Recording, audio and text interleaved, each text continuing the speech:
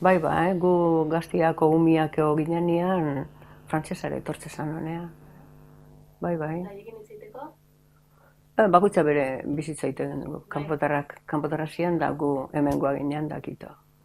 Eta madrileñuak eta zaragozakoak eta olakoak etortze zianian ere, ziaro batzuk izango zian, pixka relazionatze zianak, baino normalian herrikoak gure plana egin duen eta kanpotarrak zian, pues eso, beste kasta bat. Eta kanpotarraiek non gelditzen zian lotan? Etxe asko alkilatu ite zian. Etxe bizitzak, urtien zehar bizitzen itxian. Guk adibidez, gure itxian, bilan zan talarra. Eta gero itxia zaskan 4 piso. Eta aurrenekoan gu bizi ginean, bigarrengoan osaba, hirugarrengoan, baina bueno, guk umiako gaztia ginean, ite gendun. Aurreneko pisuan bizitze ginean, neguan, oso piso handia zan. Da, oain ere bai. Eta gero, hirugarrengoan geneukan, erdila guk eta erdila osabak txikila.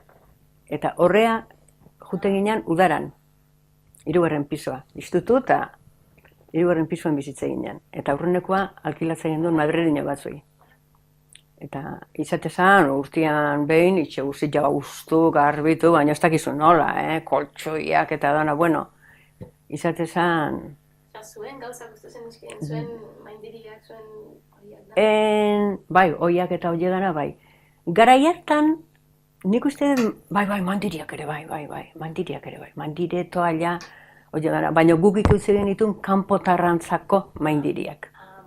Udarako genituen jarrita eta geuriak gore jotzen, baina dana bazian, baina ni gore zinez gure amak ja kanpotarrantzako, gastatutako toallak guk, eta berri jauak aurreneko pisuan kanpotarrantzako. Osea, honena? Bai. Eta zer terratu zen orduan, loitekoa? Ez, itxia lagatzen ginen guk.